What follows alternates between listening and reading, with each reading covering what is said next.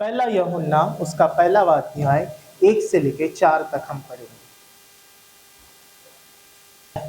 पहला यूहन्ना उसका पहला अध्याय 1 से लेके 4 तक। आइए हम प्रार्थना करेंगे, अपने आंखों को बंद करेंगे सभी लोग। प्रभु धन्यवाद देते हैं इस वचन के लिए जो शुरुआत से था, जिसे हमने छुआ, हमने देखा, हमने गवाही के रूप में उसने टेस्टिफाई किया, उसे ग्रहण किया, उसे स्वीकार किया। ये वचन से तो हम सबसे बातें करने जा रहा है, इसलिए हम धन्यवाद देते हैं यीशु मसीह के नाम से, आमीन। पहला यूहन्ना 1:4 क्या कहता है कि शुरुआत से ही परमेश्वर का मौजूदगी यानी परमेश्वर की जो उपस्थिति है वो शुरुआत से ही इस पृथ्वी पर है।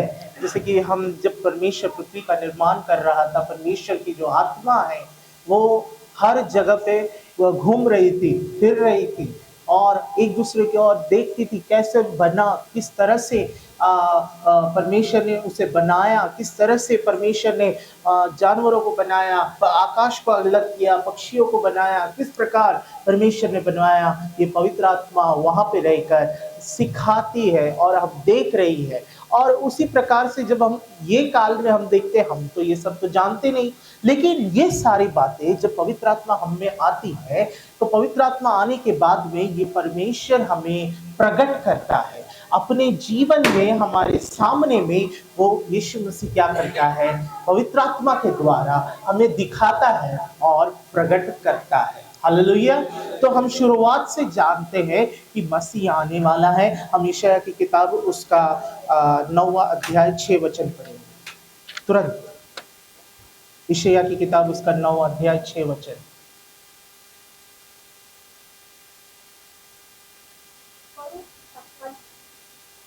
हमारे लिए एक बालक उत्पन्न हुआ, हमें एक पुत्र दिया गया है और प्रभुता करके कांधे पर होगी और उसका नाम अद्भुत युक्ति करने वाला, पराक्रमी परमेश्वर, अनंत काल का पिता और शांति का राजकुमार रखा जाएगा। अगर हमको शांति चाहिए तो वो शांति के राजकुमार को हमें पुकारना पड़ेगा। उसने दुख सही, उसने क्लेश सही, ताकि हमारे दिल और हृदय में परमेश्वर की शांति वास करे। वो इतना गरीब बना ताकि हम अमीर बन सके, वो इतनी पीड़ा को सहा ताकि हम पीड़ा ना सह सके, वो इतना मार खाया कि हम उसके मार से चंगे हो जाए। यही वचन हम कहना चाहेंगे कि यशायाह भविष्यवक्ता के द्वारा ये बातें पूरी हुई। यशायाह भविष्यवक्ता कई साल पहले इसने भविष्यवाणी की और कई साल बाद पर यीशु मसीह का जन्म हुआ और यीशु मसीह के द्वारा ये सब कार्य प्रकट होते गए।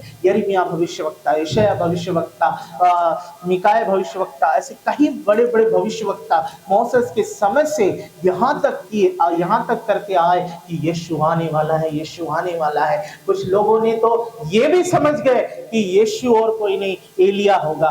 एलिया की जगह पे फिर लोग सोचने लगे एलिया नहीं कोई और होगा करके ये सोचने लगे, एलिया आ चुका है करके सोचने लगे। कुछ लोग योना को मान रहे थे, कुछ लोग कई अलग अलग लोगों को यीशु मसीह बना रहे हैं। आने वाले दिन में वैसा ही होने वाला है। परमेश्वर का वचन कहता है कि ये अंत के दिनों में परमेश्वर ये प्रकट अपने आप को लोग बोलेंगे कि हम परमेश्वर हैं।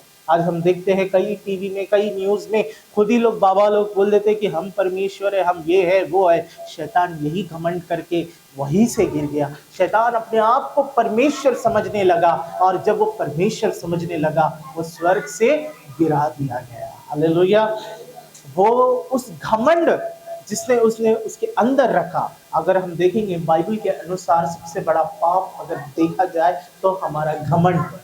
अगर घमंड रहेगा जिसके अंदर वो गिर जाता है, वो टूट जाता है, बिखर जाता है। अगर हमारे पास घमंड इस बात का है कि यीशु हमारे साथ है तो वो कभी नहीं गिरेगा। हालेलुया। ये परमेश्वर के वचन में पौल कहता है कि तुम्हें अगर घमंड है तो इस बात का घमंड करो कि तुम्हारे साथ परमेश्वर है। इस बात का घमंड ना करो कि तुम्हारे पास धन दौलत ऐशो आराम पैसे नाना प्रकार के सामान है, ये इसको पकड़ के घमंड मत करो। हमारे घमंड सिर्फ एक ही चीज का होना चाहिए, वो घमंड है कि परमेश्वर हमारे साथ है। हम फिलिपियों की किताब उसका 2 अध्याय 6 वचन को पढ़ेंगे।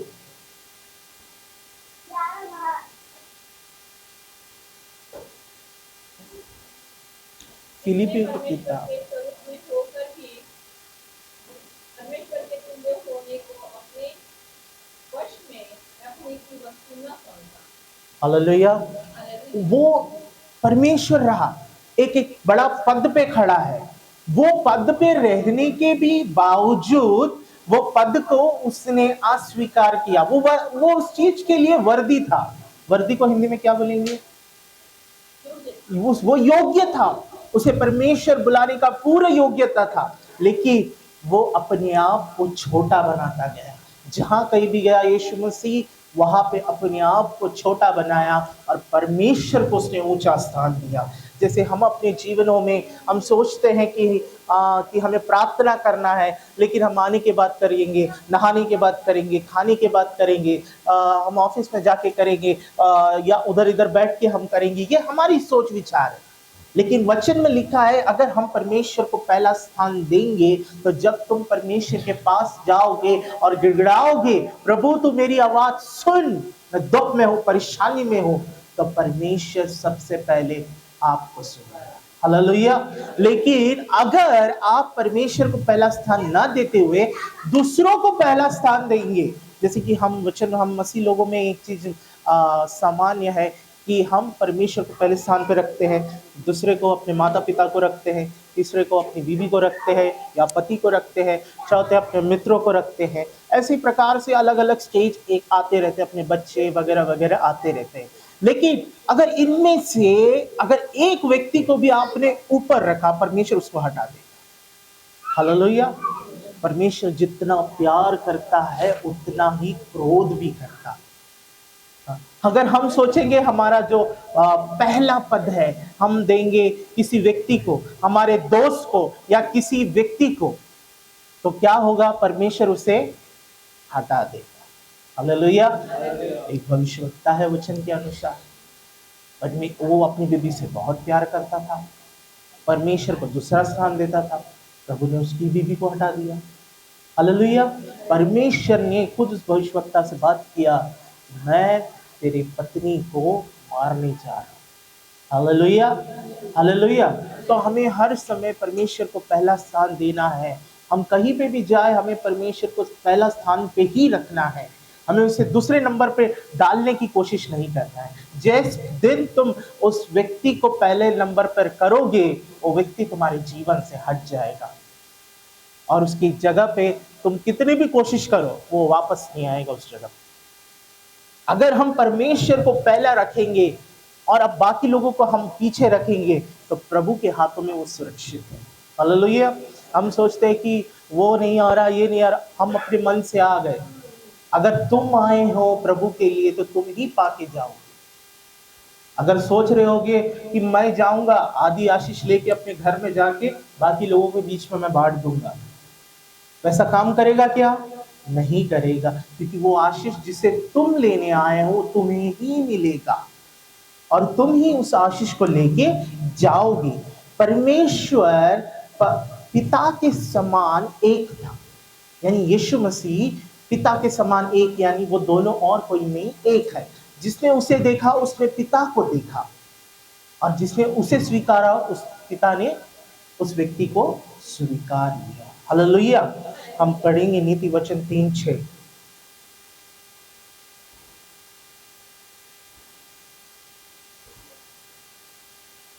उसी को स्मरण करके सब काम करना और वह तेरे लिए सीधा मार्ग दिखाएगा। उसी को स्मरण करके यानी क्या है?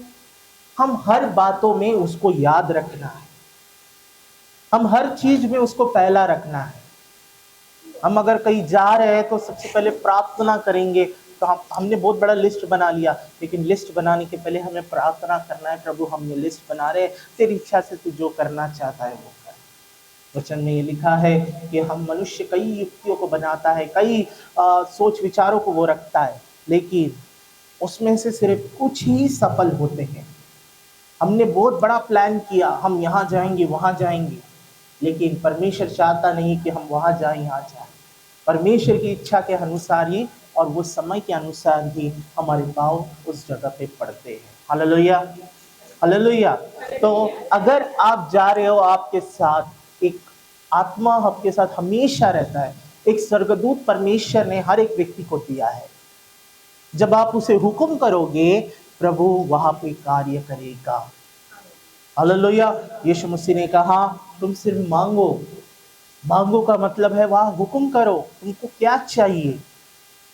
एक जगह पे यीशु मसीह ने अपने चेलों से कहा, मत्ती, लूका, यूहन्ना में लिखा है, तुम मांगो ताकि तुम्हारा आनंद तुम्हें प्राप्त हो। हालेलुया।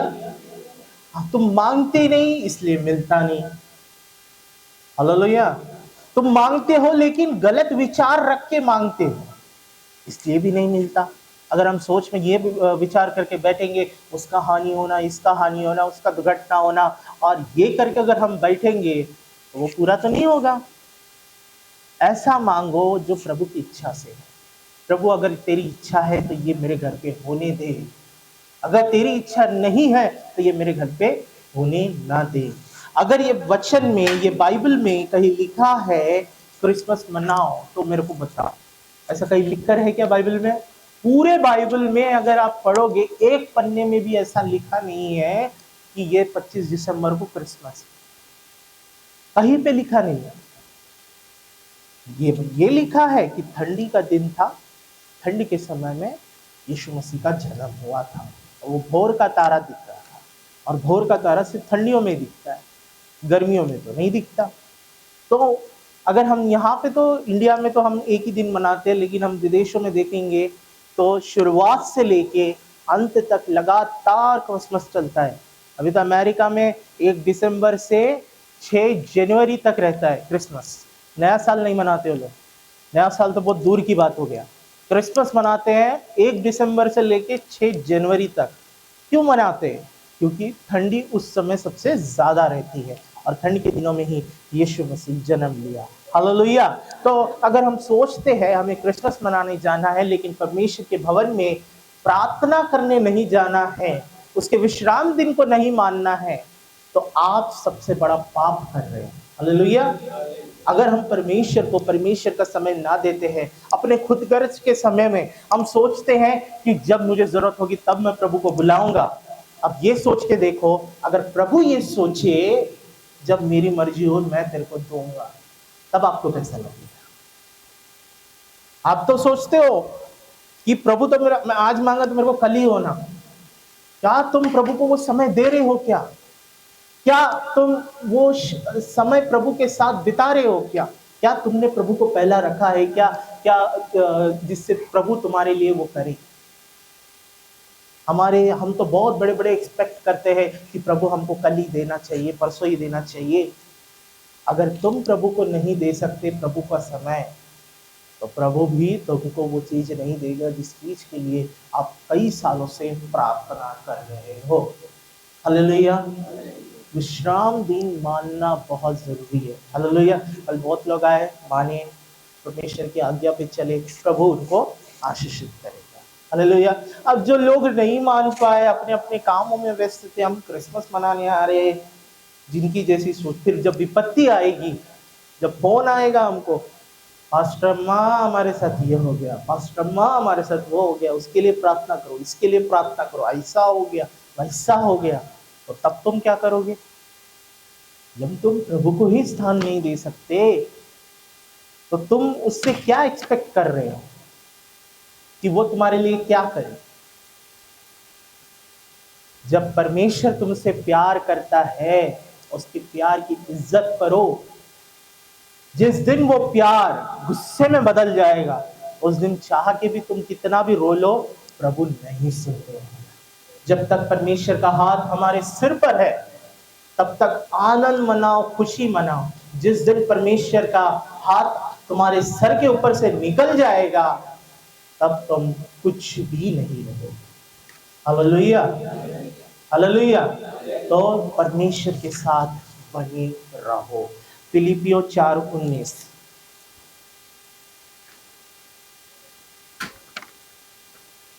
मेरा परमेश्वर भी अपने उस धन के अनुसार जो महिमा सहित मसीह यीशु में है, तुम्हारी हर एक गति को पूरी करेगा। परमेश्वर तुम्हारी हर एक जरूरत, हर एक घटी, तुम्हारी इच्छा है, तुम्हारी आशा है, जो तुम्हें चाहिए वो सब परमेश्वर देने के लिए तैयार है। लेकिन हमें क्या करना है? क्या करना है बता सकते हैं कोई? परमेश्वर हमको हर चीज देने के लिए तैयार है, लेकिन हमें करना क्या है? उसको समय देना है, उसके साथ समय बिताना है, उससे प्यार करना है। हम इतना प्यार अगर हम परमेश्वर के साथ करते हैं, जब हम किसी व्यक्ति के साथ इतना प्यार कर सकते हैं, हम परमेश्वर के साथ कितना करना चाहिए। हालेलुया। अगर हम किसी टीवी से भी कुछ लोग प्यार करते हैं, मोबाइल से तो हर घंटे लोग प्यार करते हैं। क्यों करते हैं प्यार? जितना देर तुम उस चीज को देखेंगे उतना देर तुम उसकी मूर्ति पूजा कर रहे हो। हालेलुया। अगर आप एक फोन के साथ ज्यादा समय बिता रहे हो, उसका मतलब क्या है? तुम ज्यादा समय मूर्ति पूजा कर रहे हो। अगर हम ज्यादा समय टीवी देख रहे हैं, हम टीवी का पूजा कर रहे हैं। अगर हम ज्यादा समय काम काम काम बोलते रहेंगे, तो हम क्या कर रहे हैं? काम का पूजा कर रहे हैं। अगर ऐसा ही चलता रहा, जिस दिन विपत्ति आएगी उस दिन तुम कहां चुपके रहोगे? जिस दिन विपत्ति आएगी तुम क्या करोगे?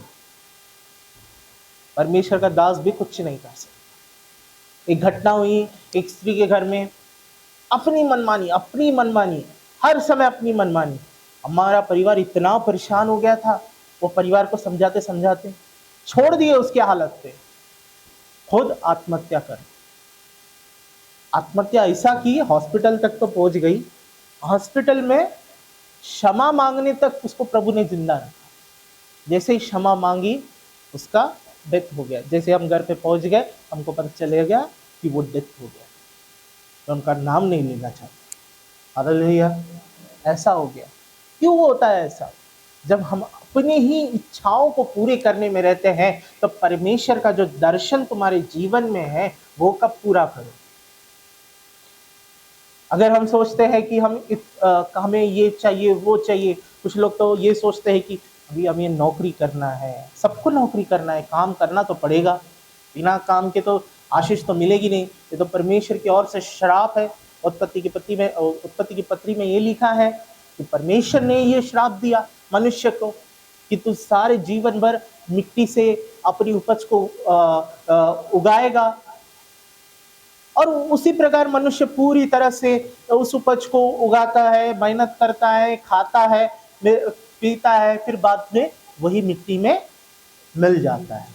अगर हम देखेंगे ये शरीर चमड़ा है, अपने को ऐसा लगता है, थोड़ा सा भाग चमड़े का निकाल के आग लगा के देखो वो मिट्टी होती है या नहीं होती, आप खुद देखो। हालेलुया।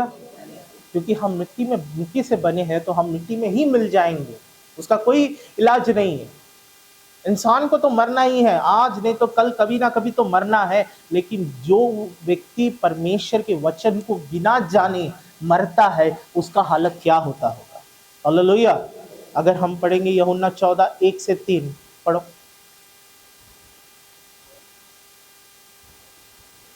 यूहन्ना की किताब, उसका 14वां अध्याय, 1, 2, 3। तुम्हारा मन व्याकुल न हो, परमेश्वर पर विश्वास रखो, उस पर भी विश्वास रखो। मेरे पिता के घर में बहुत से रहने के स्थान हैं। यदि न होते तो मैं तुमसे कह देता, क्योंकि मैं तुम्हारे लिए जगह तैयार करने जाता हूँ। और यदि मैं जाकर तुम्हारे लिए जगह तैयार करूँ, तो फिर आकर तुम्हें अपने यहाँ ले जाऊंगा। हालेलुया। आके अपनी जगह ले जाऊंगा। परमेश्वर की जो जगह है, वो जगह पे परमेश्वर ले जाएगा।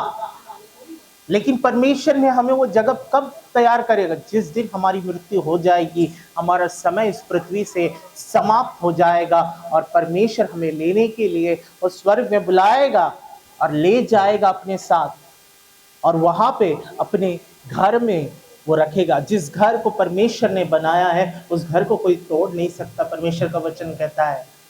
हम बेंगलोर जाते जाते कई घरों को देखे, पहाड़ पे घर है, वचन में लिखा है अगर हम मिट्टी में घर बनाएंगे तो बाढ़ आ जाएगी, वो घर टूट जाएगा। लेकिन जो चट्टान पे घर बनाया है, उसका घर अंतिम क्षण तक टिका रहेगा। हालेलुया। तो हमारे जो घर है, हृदय का जो घर है, वो ऐसा बनाओ कि कोई उस जगह को छीन ना सके, पहला स्थान परमेश्वर को दो। कुछ भी करना है पहला स्थान प्रभु को दो। जिस दिन हम प्रभु को अपना पहला स्थान देखेंगे, हमारे जीवन में उसके आशीषों को हम देखते जाएंगे। दुख बहुत है, हर एक परिवार में दुख है। ये सप्ताह तक हमने देखे, कई दुखों को देखे। हमारे घर में कितने कॉल आ रहे, इसके घर में हो गया, उसके घर में वो हो गया। हमने नाना प्रकार के लोगों के घर में हमने सुना, ये हो गया, वो हो गया। कुछ लोग पैसों के लिए प्रॉब्लम आ गए, किसी को परिवार में किसी की मृत्यु हो गई, वो उधर जाने के लिए ये हो गया, कुछ लोगों का एक्सीडेंट हो गया। ऐसा नाना प्रकार की विपत्ति आ रहे। क्यों आ रहे हैं? और तुम तब अंतिम समय में प्रभु को बोल रहे, प्रभु मेरा ये सुन ले। प्रभु क्यों सुनेगा? क्या तुमने उसको अपना पहला स्थान दिया था क्या? जब तुम अपना पहला स्थान प्रभु को दोगे, प्रभु से जब भी तुम पुकारो, एक आवाज दो। जिस दिन तुम प्रभु को पुकारोगे, प्रभु दौड़ते हुए हमारे पास आ जाएगा। हालेलुया। हम यूहन्ना 3:16 पढ़ेंगे।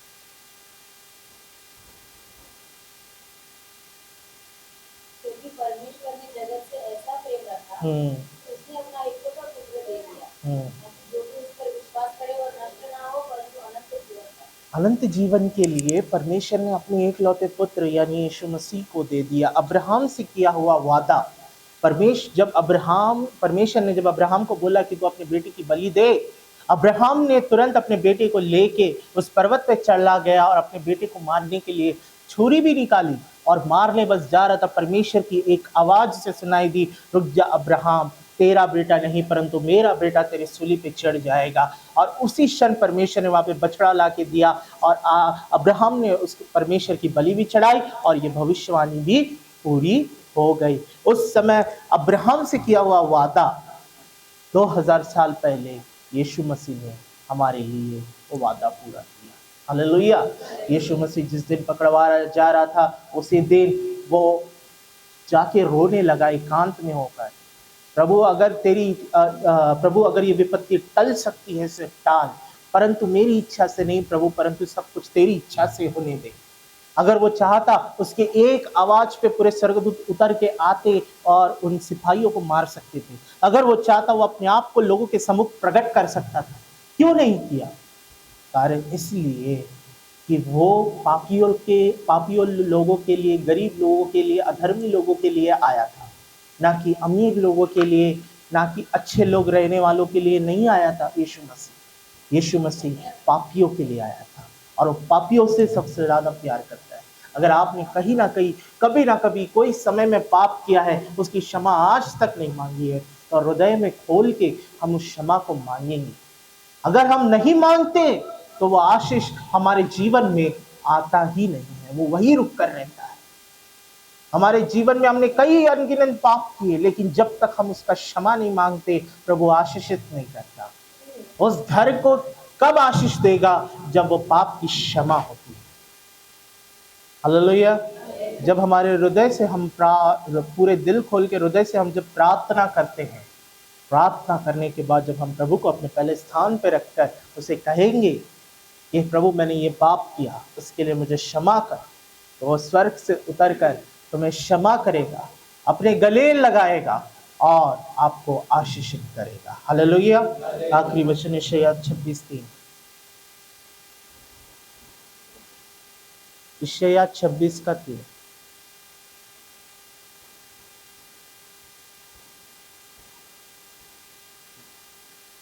उसका मन उसमें जीवन भरे हुए है, उसकी तू पूर्ण शांति के साथ रक्षा करता है, क्योंकि वह तुझ पर भरोसा रखता है।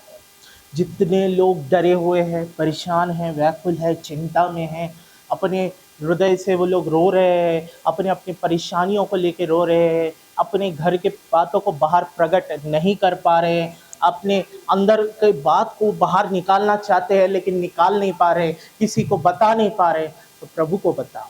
प्रभु की शांति तुम्हारे हृदय में काम करेगा और प्रभु की शांति जब तुम्हारे हृदय में आएगी, तुम वो उस जगह पे पहुंच जाओगे जहां पे तुम्हारा दिल आनंद से भर जाएगा। परमेश्वर के वचन के अनुसार तुम्हारा शोक आनंद में बदलेगा। अगर तुम किसी गरीब पे हंसते हो तो परमेश्वर वही दशा में तुमको खड़ा करेगा।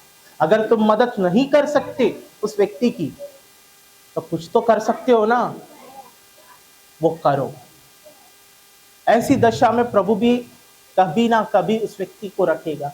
या प्रभु ने आपको उस दशा से निकाला हो, तो उस दशा को याद करो जब तुम थे, तुम घर घर में जाके पैसे मांगते थे, घर घर जाकर तुम दया की भीख मांगते थे, आज मेरे घर में ये हो गया वो हो गया। आज प्रभु ने आपके खुद के पैर पे रखा है, तो प्रभु को वो समय दो जो प्रभु चाहता है। अगर प्रभु का समय प्रभु को नहीं दे सकते, तो ये भी कोशिश मत करना जब मैं दुख में संकट में रहूं तो प्रभु मेरी आवाज सुने। अगर तुम हर दिन प्रार्थना नहीं कर सकते और जब जरूरत है तभी प्रार्थना करते हो, तो याद रखना उस दिन जब विपत्ति तुम पर आ पड़ेगा और तुम परमेश्वर है मेरे परमेश्वर है मेरे परमेश्वर करके चिल्लाओगे, सुनने वाला कोई नहीं है।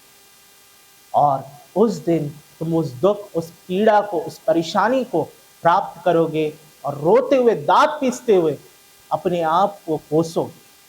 तो वो दिन आने मत दो, वो कयामत की दिन चालू हो चुका है। हालेलुया। भविष्यवाणी के अनुसार हम देखते हैं देश देश पे युद्ध चल रहा है। अभी आने वाले साल में तो भारत देश पे युद्ध होने वाला है। तब हम क्या करेंगे? क्या करेंगे उस दिन जब सचमुच आप पे वो कयामत के दिन आएंगे? उस दिन आप क्या करोगे? जब कोरोना का समय था, हमारे चर्च का एक सदस्य को भी कोरोना नहीं हुआ था क्या? किसी को नहीं हुआ। क्यों नहीं हुआ? लगातार यहाँ पे प्रार्थना हो, लेकिन लॉकडाउन के चक्कर में कुछ लोग आ नहीं सके, लेकिन जो लोग आ सके वो खुशी से आए। खाने के लिए लोगों के वांदे लगते थे, लेकिन हमारे चर्च के लोगों को खाने का भी कोई किसी को कमी घटी नहीं। प्रभु ने भरपूर खिलाया था ना? किसी को परेशानी हुई नहीं। तो याद रखो, हम सोच रहे हैं आने वाला साल ऐसा होगा वैसा होगा, तुम नहीं जानते आने वाला साल क्या होने वाला है। हम नया साल में इसके बारे में मैं बताऊंगा, आने वाला साल कैसे बीतने वाला है। एक एक दिन किस तरह से लोगों के बीच में ये रहेगा। लेकिन हमें डरना नहीं चाहिए, इस चर्च के किसी भी व्यक्ति पे वो कयामत के दिन नहीं आएंगे। Hallelujah, hallelujah. जो वचन में बना है, प्रार्थना में बना है, उसको चिंता करने की जरूरत नहीं। जो वचन और प्रार्थना में नहीं बना है, उसको सबसे ज्यादा चिंता करने की जरूरत है, क्योंकि कयामत के दिन उन्हीं पे आएंगे। ये मत सोच के बैठना पास्टर अम्मा आपके लिए लगातार प्रार्थना कर रहे हैं, आप सेफ सिक्योर हो। जब तक आप खुद प्रार्थना नहीं करोगे तो कहाँ से सेफ हो जाओगे? खुद की प्रार्थना जरूरी है। पास्टर अम्मा तो आपको करते रहेंगे, लेकिन क्या आप खुद परमेश्वर को समय दिए क्या? यह महत्व रहेगा अंतिम दिन में। अंतिम दिन जब आएंगे तो लोग तड़पेंगे, गिड़गिड़ाएंगे, तड़पेंगे, लेकिन हम उस आवाज को सुन के भी, हम चाह के भी उनकी मदद नहीं कर पाएंगे। क्यों? क्योंकि वो समय ऐसा रहेगा जब लोग रोएंगे, पीसेंगे, तड़पेंगे। आने वाला साल लोग सोच रहे कि आनंद से निकल जाएगा, मेहनत से निकल जाएगा। ये सोचो कितने लोग मरने वाले हैं, इसके बारे में सोचो। कितने लोग मौत को ढूंढेंगे लेकिन मौत उन्हें नहीं मिलेगी। परमेश्वर मरने नहीं देगा, उनको तड़पाएगा वो पीड़ा से। तो याद रखना, क्योंकि वो जल्दी आने वाला है। हम अपने मनों को बदले, अपने हृदय को बदले, और आज से ही एक ठान ले कि हम प्रभु को पहला स्थान देंगे और अपने जीवन में उसको ग्रहण करेंगे। सकता हूँ, क्योंकि उस समय पास्टर में भी चाहेंगे तो कुछ नहीं कर पाएंगे। और हमारे तरफ से कुछ एक्सपेक्ट मत करना वो कयामत के दिन में कि पास्टर आएगा, पास्टर अम्मा आएंगे। हालेलुया। आपके दुख सुख में तो हमेशा रहेंगे, लेकिन ऐसा समय आएगा जब आप ढूंढोगे, अपने दास दासी को ढूंढोगे, अपने क्या किया, क्या गलत हो गया हमसे, लेकिन आपके दास दासी भी नहीं मिल पाए। वो दिन आ रहे हैं, तो उस दिन के लिए अपने आप को तैयार करें। जब तक आप हो उसका आनंद में निकालें। हर दिन परमेश्वर देता है। क्यों देता है? कुछ कारण हो, इसलिए आप जीवित हो। चाहे तो वो आपको रातों रात खत्म कर सकता है, अपने आंखों को बंद कर सकता है आपके जीवन से, लेकिन वो नहीं करता। आपको जीवन देके, आपको आशीष देके वो आगे बढ़ाना चाहता है। हालेलुया। आइए हम अपने स्थानों में खड़े हो जाएं, एक मन हो के प्रार्थना करें। जिन्होंने भी जितना भी पाप किया है पहले से अपने हृदय में वो बातों को याद करके क्षमा को मांगिए। सब लोग खड़े हो जाएं। जब हम आपको कहते हैं खड़े होने के लिए, आप खड़े हो जाना चाहिए। क्यों? क्योंकि आप मुझको आदर नहीं दे रहे, परमेश्वर को आदर दे रहे। हम मेरे लिए खड़े होने की कोई जरूरत नहीं है, मैं इतना बड़ा व्यक्ति नहीं हूं। प्रभु के लिए खड़े होना है, क्योंकि प्रभु वो है। हालेलुया। अगर हम सोचते हैं मेरे लिए खड़े होने के लिए बोल रहे, खड़ा होना नहीं हो रहा, अरे जब तुम खड़े नहीं हो सकते तो घुटने टेको परमेश्वर के सामने। अगर घुटने नहीं टेक सकते परमेश्वर के सामने, सो जाओ। अगर सो नहीं सकते तो फिर तुम्हारे जिंदा रह के क्या मतलब? हालेलुया। अगर हम सोचते हैं परमेश्वर की उपस्थिति में, जब परमेश्वर की उपस्थिति होती है, मैं कई लोगों को देखता हूँ बाहर जाते, इधर जाते, उधर जाते, लेकिन जब वो उधर इधर जाते हैं उसकी उपस्थिति से तुम चले जाए।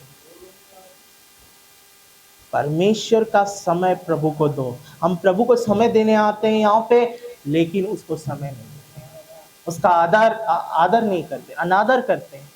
जब उसका अनादर होता है, अपने जीवन में देखो आप किसका अनादर करें? तुम अपने आत्मिक पिता, वो स्वर्गीय पिता का अनादर कर दो। और जब तुम स्वर्गीय पिता का अनादर करते हो, उससे बुरी बात और कुछ नहीं।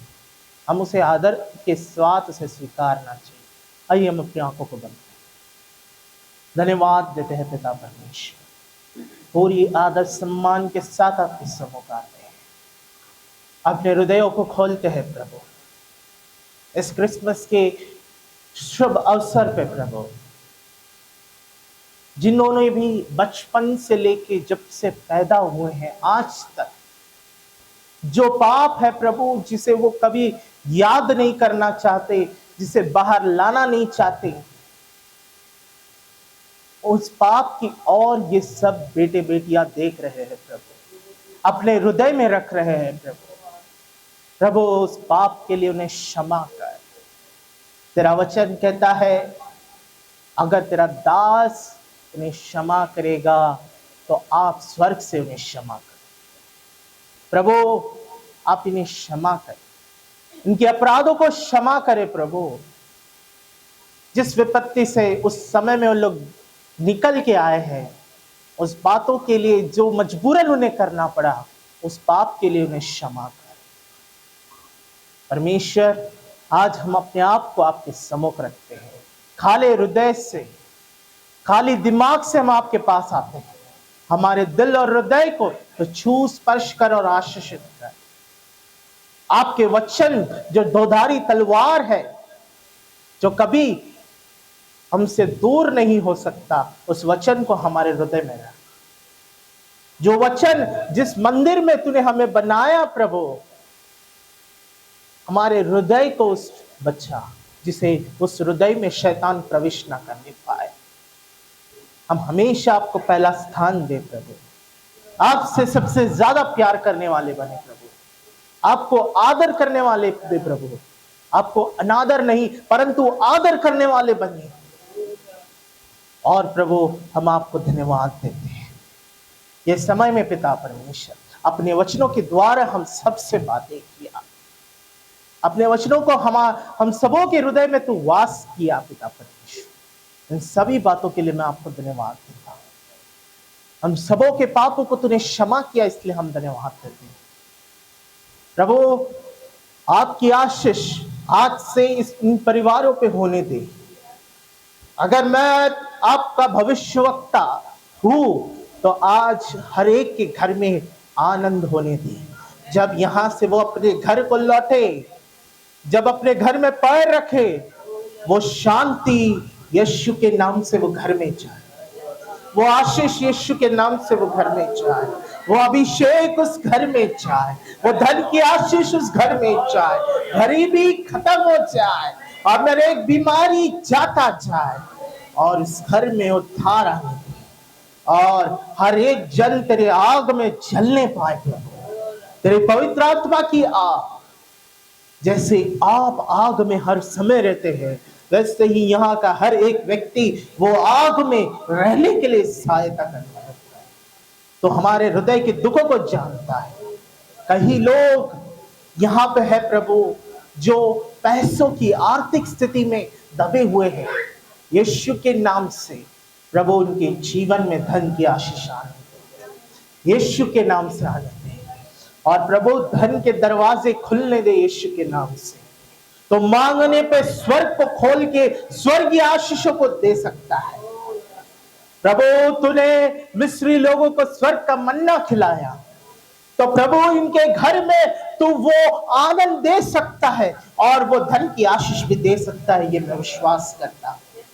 जब तू स्वर्ग खोल के हर एक मिस्रियों को तूने मन्ना खिला सकता है, तूने दो नदी को दो भाग कर सकता है, मुर्दे को जिंदा कर सकता है, गूंगे को बोलने की क्षमता दे सकता है, अंधे को देखने की शक्ति दे सकता है, तो इनके जीवन अब से पहले जैसे न रहने पाए, आज से इन सभी का जीवन बदल जाए और इनके अंदर आप देख प्रभु, जब लोग इन्हें देखे तो प्रभु मनुष्य नहीं, पवित्र आत्मा स्वयं आप इनके अंदर दिखे और वो आग जो इन हर एक के जीवन में, हर एक की कुपियों में है प्रभु, उससे तेल को हम डाल के वो आग को हम जलाते हैं प्रभु। इस क्रिसमस की रात में हर एक को तो छू स्पर्श कर और प्रकाशन दे। जब यहां से वो लौटे प्रभु, तेरे प्रकाशन को लेके जाए। जो आशीषों को हमने ले आया प्रभु, दुख को सह के, वो आशीष में इन सबों पे उमड़ देता। पिता परमेश्वर इन्हें आशीषित कर और इनके बच्चों को और इनके परिवार को, इनके माता पिता को, इनके पति पत्नी को, हर एक को तू आशीषित कर। जिसे तूने जोड़ा है प्रभु, उस जोड़ी को तू अलग नहीं कर सकता। जिसे तूने बनाया है प्रभु, कोई शैतान उसे छू नहीं सकता। जिसे तूने रखा है प्रभु, कोई उसे उस घर से अलग नहीं कर सकता। प्रभु इनके घरों में तू ऐसी आशीष बनाए रख प्रभु। पिता तूने हम सभी को तूने आशीषित कर। आज से गरीबी यीशु के नाम से खत्म हो जाए। गरीबी हमारे पैरों तले कुचल जाए यीशु के नाम से। जैसे तूने सांप को श्राप दिया कि तू हमेशा लाठी से और आदमी के एड़ी से तू मर जाएगा, वैसे ही गरीबी हमारे पैरों तले कुचल के नष्ट हो जाए।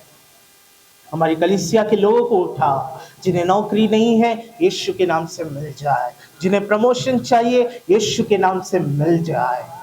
और ये साल खत्म होने के पहले प्रभु इन सबों के जीवन में ये गवाही बन के रहे और आने वाले साल में पिता हमारी इस कलीसिया को तो बहुतायत से आशीषित कर और ऐसी आशीष दे कि वो पूरी साल आनंद में बिताए। आने वाला साल जो क्लेश में आने वाला है, युद्ध में जाने वाला है, लेकिन हमारे लिए आनंद की बात होगी, क्योंकि इस भवन को तूने निर्माणित किया। इस भवन के दरवाजे हर समय खुले रहेंगे और प्रार्थना होती रहेगी। धन्यवाद देता हूँ पिता ये सुंदर समय के लिए। हर एक को तू आशीषित कर यीशु के नाम से, आमीन। हम अपने स्थानों पे बैठ जाएं।